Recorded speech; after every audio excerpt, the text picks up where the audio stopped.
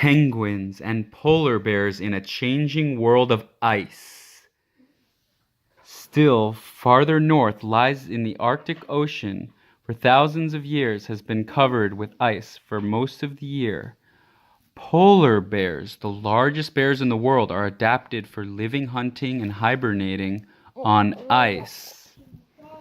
Yeah, the polar bears. To study them, Stephen Amstrup and his team use a helicopter to find a bear and then shoot it with a tranquilizing dart. That isn't very nice. No, a dart that makes the bear go to sleep for a while. Then they land. They quickly measure the bear. Sometimes they put a radio tracking collar on them, and soon after, the bear wakes up unharmed.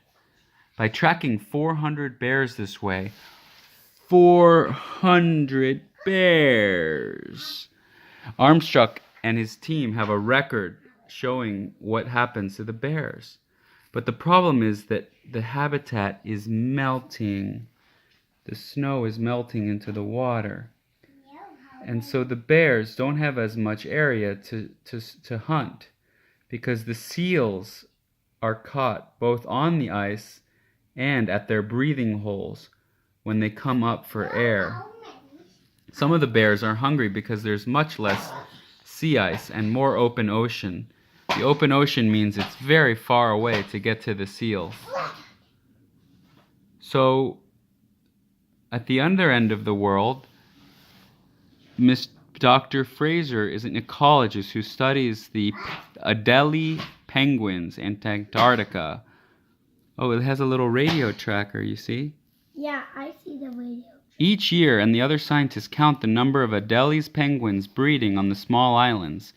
These islands, the number of birds on the islands are decreasing, and at first Dr. Fraser thought that the eggs and the baby birds were not surviving, but when he observed very carefully, he found instead that there were very few birds from past seasons turning to breed each year.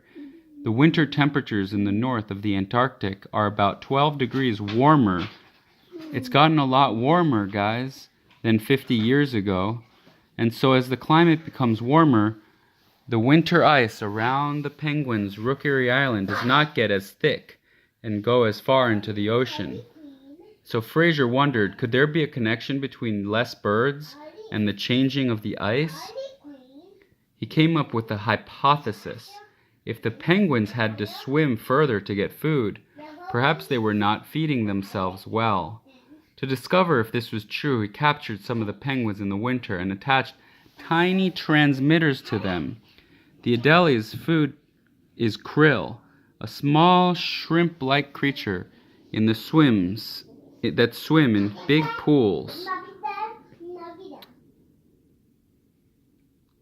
The other Antarctic scientists discovered that the krill like to live under the ice where they're protected and where the algae that they eat grows. Less sea ice means less krill. So when there's no ice, the penguins could not reach their critical winter feeding areas. This is because penguins, they cannot fly, and they depend on the sea ice to bring them close to their food. His hypothesis appears to be correct. The emperor penguins eat krill too, and they're also affected by the shrinking ice. Other penguins that live further north may be affected by global warming as well. In fact, another study found that the chin-strap penguins are doing much better in a warmer climate, at least for the time being. That's good. The end.